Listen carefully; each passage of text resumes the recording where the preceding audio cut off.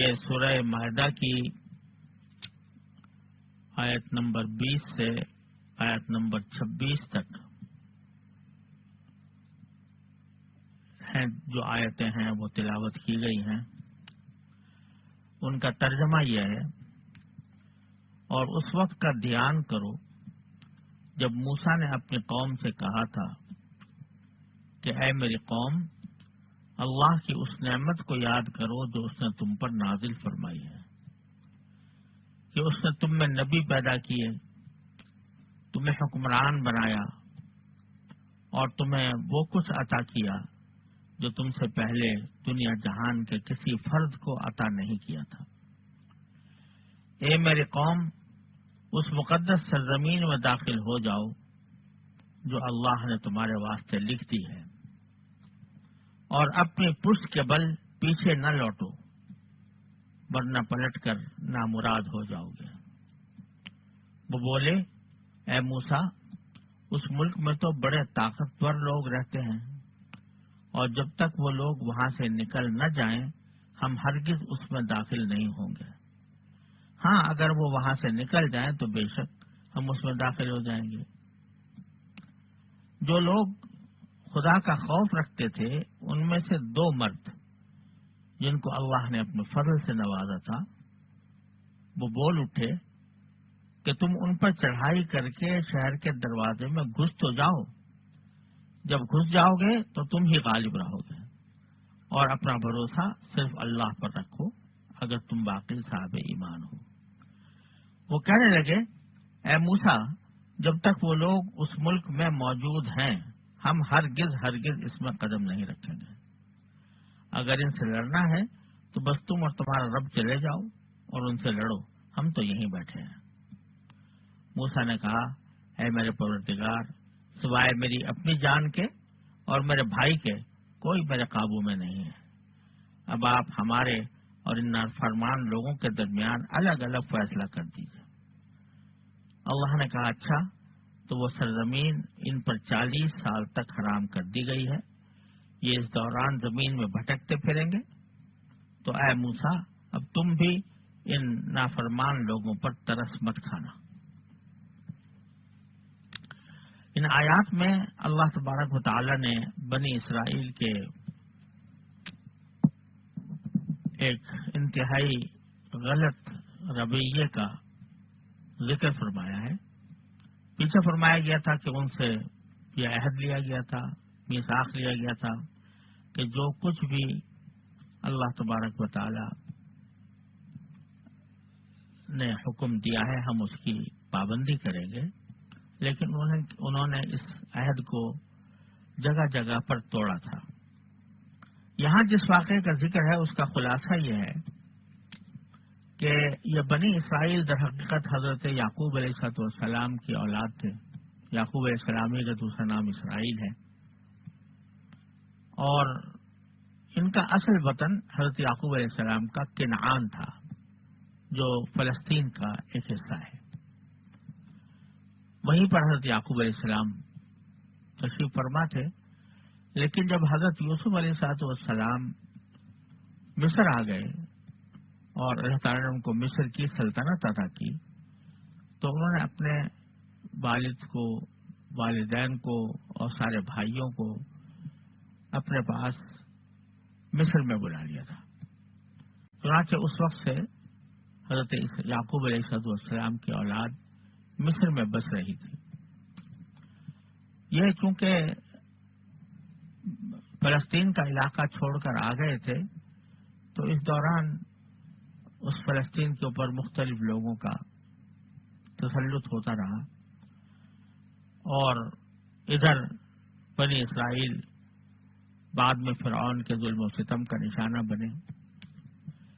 لیکن جب اللہ تبارک و تعالی نے ان کو فرعون کے ظلم و ستم سے نجات عطا فرمائی، فرعون سمندر میں غرق ہو گیا اور اللہ تعالی نے ان کو سمندر پار اتار دیا، تو اس وقت ان سے حضرت موسیٰ علیہ السلام نے کیا بات کہی وہ یہاں پر مذکور ہے۔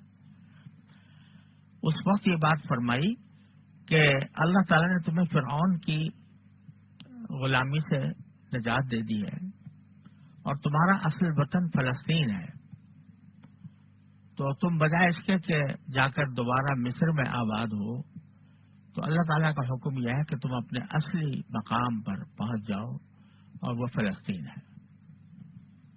فلسطین پر اس وقت ایک بہت ہی قداور قوم کا قبضہ تھا، جن کو عمالقہ کہتے ہیں۔ تو وہ بڑے بظاہر ڈیل ڈول میں بہت زبردست تھے، اور ان کے پاس جنگی ساز و سامان بھی کافی تھا۔ تو حالانکہ اللہ تبارک و تعالیٰ نے فرما دیا تھا کہ وہ زمین تمہارے لیے لکھ دی گئی ہے، اللہ تعالیٰ کی طرف سے یہ بات واضح فرما دی گئی تھی کہ وہ تمہارے لیے لکھ دی گئی ہے، یعنی وہ تمہیں مل کر رہے گی۔ تو لیکن تھوڑی سی ہمت کر کے تم اگر جا کر اس کو فتح کر لو گے تو وہ تمہارے قبضے میں آ جائے گی۔ مگر یہ بنی اسرائیل کے بیشتر لوگ، جن کی سرشت میں ایک نافرمانی پڑی ہوئی تھی، اللہ بچائے، تو انہوں نے کہا جی وہاں تو بہت طاقتور قوم رہتی ہے اور ہم ان کا مقابلہ نہیں کر سکتے، تو اگر ہم جب تک وہ وہاں موجود ہے ہم اندر نہیں جا سکتے۔ اب یہ بزدلی کا مظاہرہ کیا، حالانکہ اللہ تعالیٰ نے خوشخبری دے دی تھی کہ تمہاری ہے یہ زمین، تمہیں ملے گی، اس کے باوجود انہوں نے بزدلی دکھائی۔ لیکن حضرت موسیٰ علیہ السلام کے شاگردوں میں دو بزرگ تھے، ایک حضرت یوشع علیہ السلام اور ایک حضرت کالب علیہ السلام۔ یہ دونوں حضرت موسیٰ علیہ السلام کے بڑے برگزیدہ لوگوں میں سے تھے۔ تو انہوں نے اپنی قوم سے خطاب کر کے کہا کہ اللہ کے بندو، تم جو یہ ڈر رہے ہو، ایک مرتبہ کوشش تو کر کے دیکھو، اور جب اللہ تعالیٰ کہہ رہے ہیں کہ تمہارے لیے یہ زمین لکھ دی گئی ہے تو تمہیں چاہیے کہ اس پر عمل کر کے ایک مرتبہ دروازے میں داخل تو ہو جاؤ، اور داخل ہو جاؤ گے تو انشاءاللہ اللہ تعالیٰ کی طرف سے فتح نصیب ہوگی، غالب ہو جاؤ گے تم۔ اس کے باوجود ان کی سرکشی میں فرق نہ آیا، یہاں تک کہہ دیا حضرت موسیٰ علیہ السلام سے کہ جی بات اچھی طرح سمجھ لیجیے، ہم تو کبھی جانے والے ہیں نہیں، انا لن ندخلها ابدا ما داموا فیہا، جب تک یہ عمالقہ وہاں پر موجود ہیں ہم تو وہاں پر جانے کا بالکل طے شدہ بات ہے کہ ہم نہیں جا سکتے۔ لہٰذا اگر آپ کو لڑنا ہے تو آپ اپنے اللہ کے ساتھ چلے جائیے اور جا کے لڑ لیجیے اپنے اللہ کے ساتھ مل کے، ہم تو یہ بیٹھے رہیں گے۔ نافرمانی کا اس سے بڑا مظاہرہ کیا ہو سکتا ہے کہ پیغمبر سے یہ کہا جائے کہ تم اور تمہارا اللہ جا کے لڑ لو۔ اب اللہ تبارک و تعالیٰ یعنی یہ موقع تھا جس میں کہ حضرت موسیٰ علیہ السلام کو جتنا بھی غصہ آتا کم تھا، حضرت موسیٰ علیہ السلام جتنا بھی ان کی مذمت فرماتے کم تھا، لیکن حضرت موسیٰ علیہ السلام نے اتنا فرمایا کہ یا اللہ وہ سب میں ان سے بہت عاجز آ چکا ہوں، اور میں ہوں، میرا بھائی ہے، باقی اور کسی پر میرا قابو ہے نہیں، یہ جتنے بنی اسرائیل میرے ساتھ ہے، لہٰذا میرا ان کا راستہ کچھ الگ ہی کر دیجیے۔ یعنی پیغمبر اس بات پر مجبور ہوئے کہ یہ کہیں کہ اب ہمارے ان کے درمیان کوئی فیصلہ ایسا فرما دیجیے کہ یا تو میں الگ ہو جاؤں اور یہ الگ ہو جائے، یا جو بھی فیصلہ کوئی ایسا ہو کہ میرے ساتھ ان کا نبھاؤ ہو نہیں رہا۔ تو اللہ تبارک و تعالیٰ نے فرمایا کہ اچھا ہم یہ کرتے ہیں کہ یہ لوگ کہتے ہیں نا کہ ہم نہیں جائیں گے عمالقہ سے جہاد کرنے کے لیے، تو ہم ایسا کرتے ہیں کہ یہ جس میدان کے اندر ہیں یہ وہ ہے صحرائے سینا، اس کو ہم ایسا میدان بنا دیتے ہیں کہ 40 سال تک اسی میں گھومتے پھریں گے، ان کو کہیں اور نکلنے کا راستہ نہیں ملے گا، اسی میں رہیں گے. کیونکہ قرآن کریم میں فرمایا کہ وہ اس جگہ پر داخل ہوں گے کہ اس میدان میں رہیں گے اور سرگرداں پھرتے رہیں گے. تو اس لیے یتیہون کا لفظ استعمال کیا کہ یتیہون وہ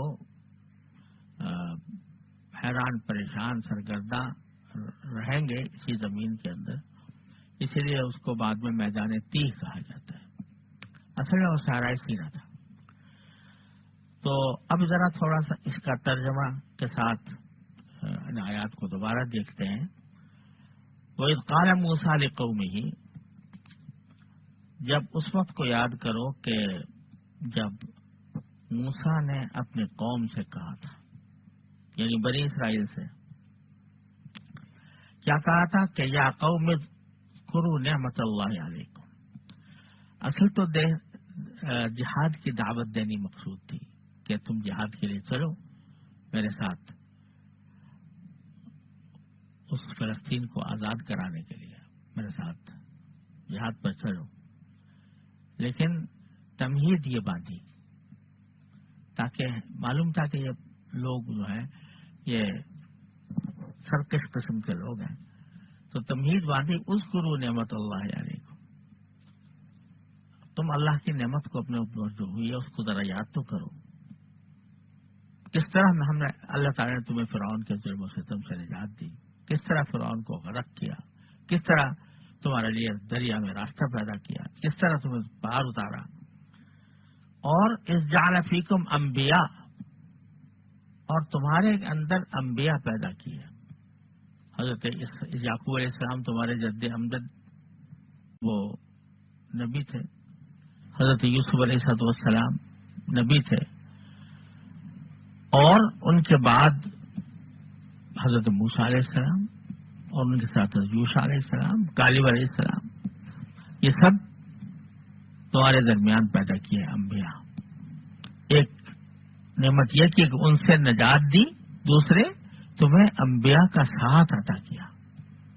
انبیاء کا ساتھ، ان کی صحبت، اس سے بڑی نعمت کیا ہو سکتی ہے؟ انسان ساری زندگی کوشش کرتا رہے اور اس کو کسی نبی کی صحبت نصیب نہیں ہوتی. تمہیں ہر وقت کا ساتھ دے دیا، پیغمبروں کا ساتھ دے دیا. پھر وجعلکم ملوکا، اور تمہیں حکمران بنایا. یعنی اب جبکہ فرعون سے تم کو نجات مل چکی ہے تو اس کے بعد تم اپنی مرضی کے بادشاہ ہو، اور تمہاری قوم میں بادشاہ پیدا ہوئے ہیں اور آئندہ بھی پیدا ہوں گے. تو پوری بنی اسرائیل کے اوپر یہ نعمتیں ہوئیں کہ دشمن سے نجات ملی، سمندر میں غرق ہونے سے بچے، اللہ تعالیٰ نے انبیاء کا ساتھ بخشا اور ان کو اپنے مرضی کا بادشاہ بنا دیا کہ جو جہاں چاہے جا سکتے.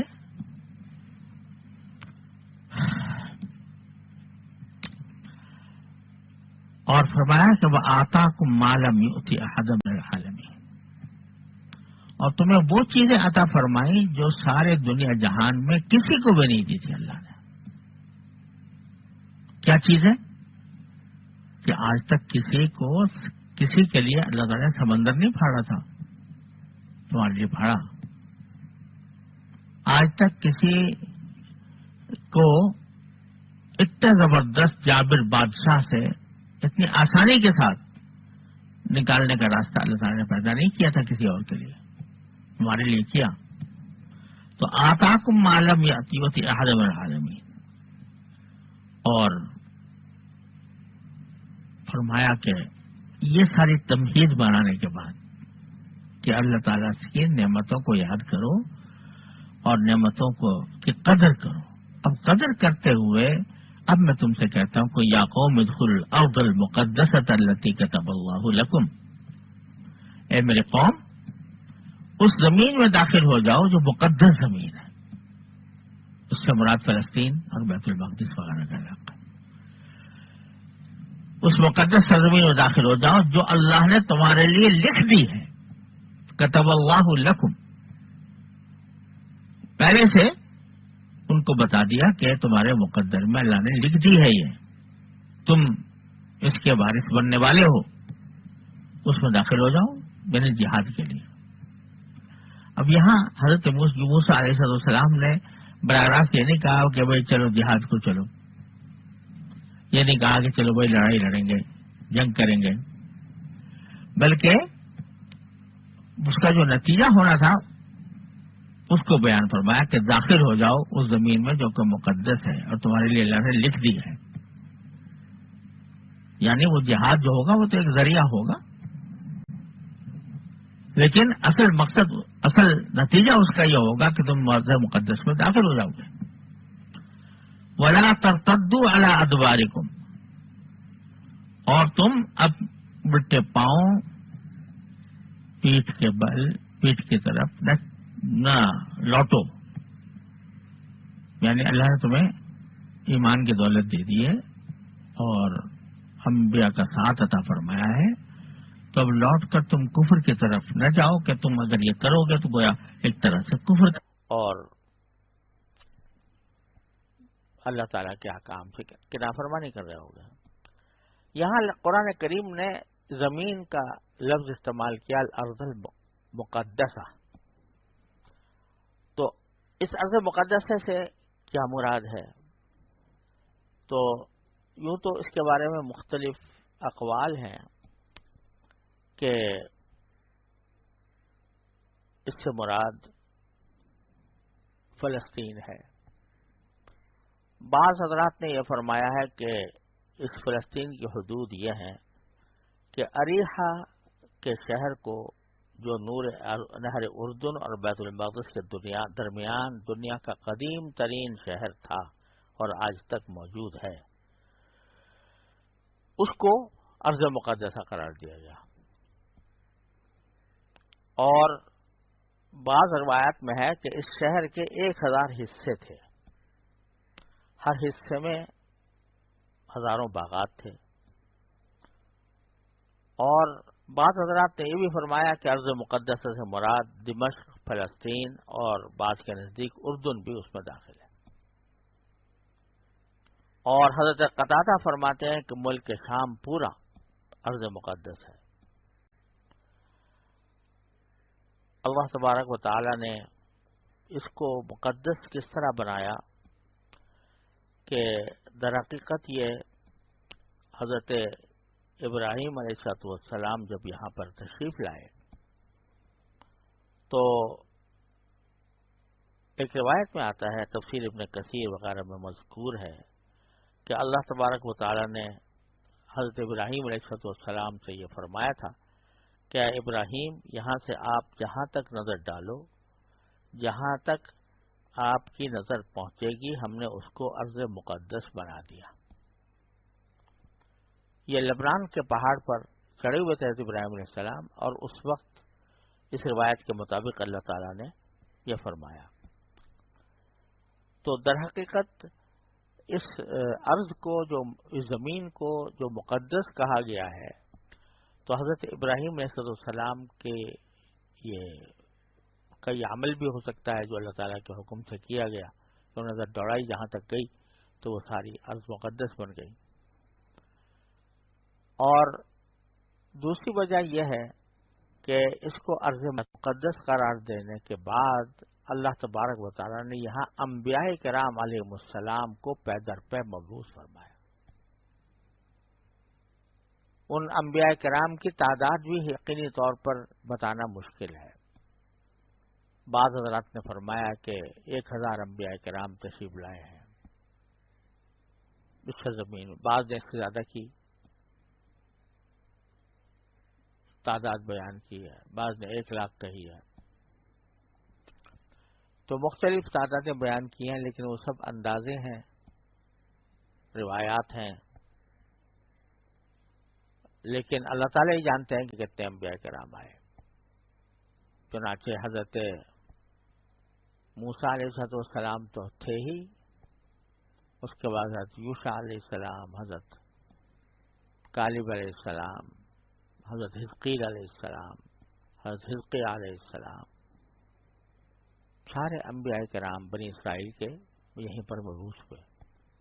اور پھر ہوا یہ تھا کہ بنی اسرائیل نے تو انکار کر دیا تھا، اس کے بعد اللہ تعالیٰ نے کہہ دیا تھا کہ 40 سال تک تم گھومتے پھرتے رہو یہاں.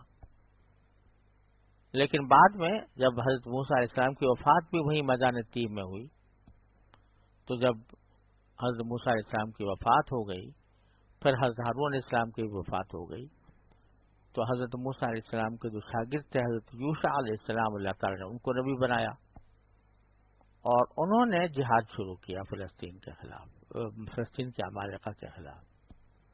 اور بالآخر حضرت داؤد علیہ السلام کے ذریعے اللہ تعالیٰ نے وہ علاقہ فتح کرایا، جس کا ذکر پیچھے سورہ بقرہ میں گزر چکا ہے. تو بالآخر جا کر وہاں پر وہ آباد ہو گئے بنی اسرائیل، اور اس کے بعد پھر سارے انبیاء کرام وہاں پر تشریف لاتے رہے. تو اس لیے قرآن کریم جہاں اس زمین کا ذکر کرتا ہے تو کبھی ارض مقدسہ فرماتا ہے، کبھی الارض التی بارکنا حولہ فرمایا، اس کی زمین کو کہ اس پر اللہ تعالیٰ نے برکتیں نازل فرمائی ہیں. تو قالوا یا موسیٰ ان فیہا قوم جبارین، حضرت موسیٰ علیہ السلام کی دعوت کے جواب میں بنی اسرائیل نے کہا کہ اے موسیٰ، اس میں تو ایک ایسی قوم ہے جو بڑی زور آور ہے، بڑی طاقتور ہے، اور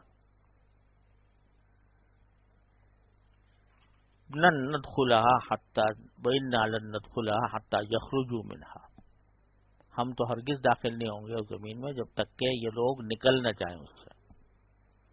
فإن يخرجوا منها فإنا داخلون، اب بڑے احسان کے طور پر فرما رہے ہیں کہ اگر وہ نکل جائیں گے تو بے شک ہم اس میں داخل ہو جائیں گے، بڑا احسان کریں گے کہ آپ کے حکم پہ عمل کر لیں گے اگر وہ نکل گئے تو. پھر فرماتے ہیں قال رجلان من الذین یخافون،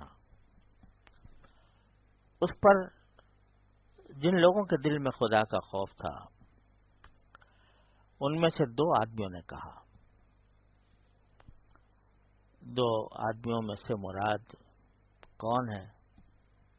ظاہر یہ ہے کہ اس سے مراد حضرت موسیٰ علیہ السلام کے بعد جو دو نبی آئے ہیں تو وہ مراد ہے.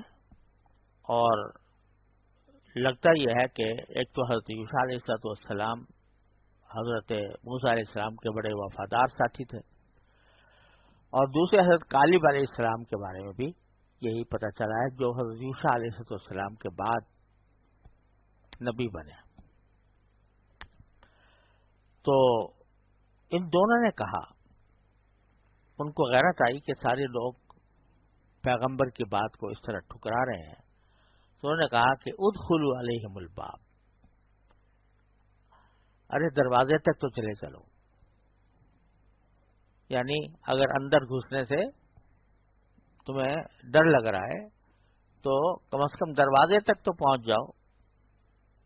اور چونکہ اللہ تعالیٰ نے فرمایا کہ جب زمین تمہارے لکھ دی گئی ہے فَإِذَا دَخَلْتُمُوهُ فَإِنَّكُمْ غَالِبُونَ، جب تم داخل ہو جاؤ گے اس دروازے میں تو پھر غلبہ تمہارا ہی ہوگا. وَعَلَى اللَّهِ فَتَوَكَّلُوا، اور اللہ ہی پر بھروسہ کرو، ان کنتم مؤمنین، اگر تم مومن ہو. یعنی اس میں کوئی شک نہیں کہ لڑائی میں ہار جیت دونوں کا احتمال رہتا ہے، جنگ میں دونوں باتیں ہو سکتی ہیں، فتح بھی ہو سکتی ہے، شکست بھی ہو سکتی ہے. لیکن جب اللہ تعالیٰ نے کہہ دیا کہ زمین تمہارے لکھ دی گئی ہے تو اب تمہارے پاس اس کے سوا کیا چاہ رہا ہے کہ تم اللہ کے اوپر ہی بھروسہ کرو اگر واقعی ایمان رکھتے ہو. کہ اب بھروسہ کرو کہ جب اللہ تعالیٰ نے کہا ہے تو تمہیں انشاءاللہ وہاں پر جا کر فتح نصیب ہوگی. اور اس سے بڑا اطمینان کوئی اور کیا دلا سکتا ہے جو اللہ تعالیٰ نے دلا دیا کسی بھی جنگ میں کوئی کسی کو اس طرح اطمینان نہیں دلایا کرتا، لیکن اللہ تعالیٰ نے اطمینان دلا دیا ہے تو کم از کم اس حالت میں تو بھروسہ کر لو اللہ تعالیٰ پر۔ تو اس کے جواب میں انہوں نے کہا یا موسیٰ انا لن ندخلها ابدا ما داموا فیہا، ہم نے تو طے کر رکھا ہے، ہمیں تہیہ کر لیا ہے اے موسیٰ کہ ہم تو اس جگہ ہرگز نہیں جائیں گے جب تک کہ یہ عمالقہ طاقتور قوم وہاں پر موجود ہے۔ فاذهب انت وربک، تو آپ چلے جائیے، آپ اپنا پروردگار کو ساتھ لے جائیے، فقاتلا، دونوں مل کر جنگ کر لیجیے، انا ہاہنا قاعدون، ہم تو یہیں بیٹھے۔ جب غزوہ بدر پیش آیا رسول کریم صلی اللہ علیہ وسلم کے عہد مبارک میں، تو نبی کریم صلی اللہ علیہ وسلم در حقیقت قریش کے ایک قافلے کی تلاش میں نکلے تھے۔ اس قافلے پر حملہ کرنے مقصود تھا، کیونکہ وہ قافلہ در حقیقت مکے کی دفاعی طاقت مضبوط کرنے کے لیے جا رہا تھا۔ اس لیے حضور اقدس صلی اللہ علیہ وسلم نے اس قافلے کے اوپر حملہ کیا، لیکن وہ قافلے تو نکل گیا، اور دوسری طرف سے ابو جہل ایک بہت بڑا لشکر جرار لے کر مدینہ منورہ پر حملہ آور ہو گیا۔ تو حضرت نبی کریم صلی اللہ علیہ وسلم نے اس وقت صحابہ کرام سے مشورہ کیا کہ ہم تو اس وقت ایک قافلے کے سلسلے میں آئے تھے، تو تعداد بھی بہت کم تھی، 313 ہے۔ تو پہلی بات تو یہ ہے کہ اب بڑا لشکر آ رہا ہے، تو ہمیں کیا کرنا چاہیے؟ آیا ہم یہاں بیٹھ کر اس کا انتظار کریں، اس سے لڑائی کریں، یا یہ کہ واپس مدینہ منورہ چلے جائیں؟ تو اس وقت میں جو مہاجر صحابہ کرام تھے انہوں نے بڑے جذبہ جانثاری کا مظاہرہ کیا، لیکن رسول کریم صلی اللہ علیہ وسلم انصار میں سے کسی کے بولنے کے منتظر تھے کہ انصار میں سے کوئی بولے کہ وہ اس لڑائی میں ساتھ دیں گے، کیونکہ انصار سے معاہدہ یہ تھا کہ اگر کوئی دشمن حملہ آور ہوگا تو بے شک وہ مدد کریں گے نبی کریم صلی اللہ علیہ وسلم کی، لیکن اگر یہ خود جا کر کسی دشمن پر حملہ کریں گے تو اس میں ساتھ دیں گے، اس کا کوئی معاہدہ پہلے سے نہیں تھا۔ تو رسول کریم صلی اللہ علیہ وسلم چاہتے تھے کہ انصار میں سے کوئی بولے، مہاجرین میں سے کئی لوگ بول رہے تھے، تو آپ نے فرمایا کوئی اور بولے، اور مقصود تھا کہ انصار میں سے کوئی۔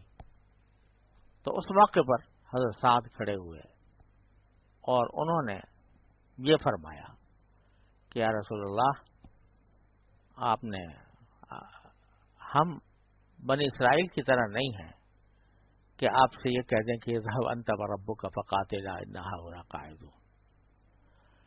آپ اگر ہم سے کہیں گے کہ ہم اپنی سواریوں کو سمندر میں اتار دیں تو سمندر میں اتار دیں گے، ہم یہ نہیں کہیں گے کہ اذهب انت وربک فقاتلا، کہ تم اور اللہ جا کر لڑ لو، ہم یہیں بیٹھے ہیں۔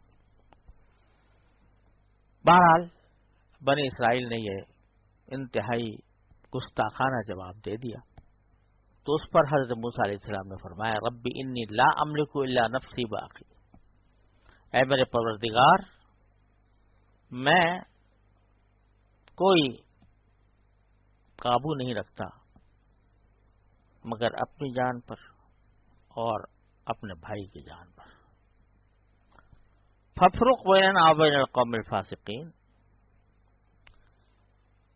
کہ ہمارے اور اس فاسق لوگوں کے درمیان تفریق کر دی جائے، ان کے راستے ہمارے راستے الگ کر دی جائے۔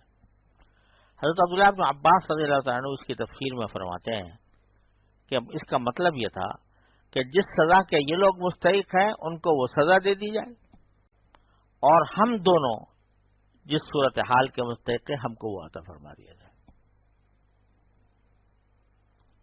تو اس پر اللہ تعالیٰ نے فرمایا فَإِنَّهَا مُحَرَّمَةٌ عَلَيْهِمْ 40 سنہ، یہ ارض مقدسہ ان پر حرام کر دی گئی ہے 40 سال تک. 40 سال تک یہ داخل نہیں ہو سکیں گے. یتیہون فی الارض، اور یہ بھی نہیں کہ ان کو کوئی اور وطن دے دیا جائے گا. یہ اسی زمین میں جہاں انہوں نے یہ گستاخانہ بات کہی ہے، یعنی صحرائے سینا، اسی میں یہ سر مارتے پھریں گے. فلا تأس علی القوم الفاسقین. اب چونکہ حضرت موسیٰ علیہ السلام بہرحال پیغمبر تھے، نبی تھے، کہہ تو دیا تھا کہ میرے ان کے درمیان تفریق کر دیجئے، لیکن پیغمبر اپنی امت کے اوپر مشفق بہت ہوتا ہے، اس سے زیادہ کوئی اور مشفق نہیں ہو سکتا.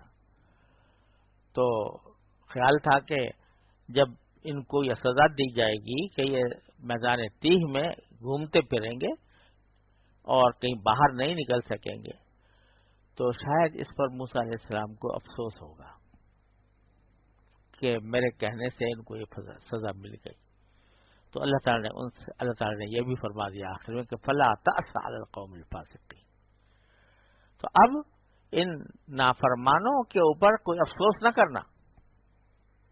جو کچھ بھی ان کو حالات پیش آئیں، آپ پیغمبر ہو اور پیغمبر ہونے کی وجہ سے ہو سکتا ہے تمہارے دل میں کوئی نرم گوشہ پیدا ہو جائے اور ان پر ترس آنے لگے، تو اب ترس نہیں کھانا، کیونکہ ہم نے ان کو ان کی بدعمالیوں کی وجہ سے یہ سزا دے دی ہے. فلا تأس علی القوم الفاسقین. لہذا اس نافرمان قول کے اوپر آپ ترس نہ کھائیے گا. وصلی اللہ تعالی علی خیر.